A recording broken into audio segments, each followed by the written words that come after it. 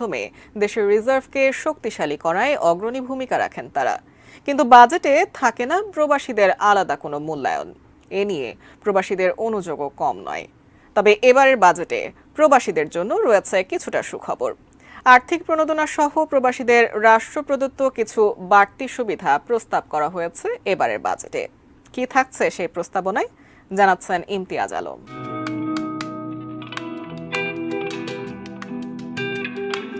Banking চ্যানেলে remittance আনতে আগামী বাজেটে প্রণোদনায় মোট বরাদ্দ থাকছে ৬,২০০ কোটি টাকা। ২.৫% প্রণোদনার পাশাপাশি প্রবাসী ও তাদের পরিবারের সদস্যদের আরও কিছু বাড়তি সুযোগ সুবিধা দেওয়ার চিন্তা করছে সরকার।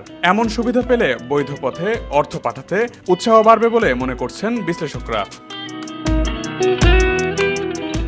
ব্যাংকিং চ্যানেলে প্রবাসী আয় বাড়াতে ২০১৯-২০ অর্থবছরে ২% প্রণোদনা দেওয়া শুরু করে সরকার। ওই বছর প্রবাসী আয়ে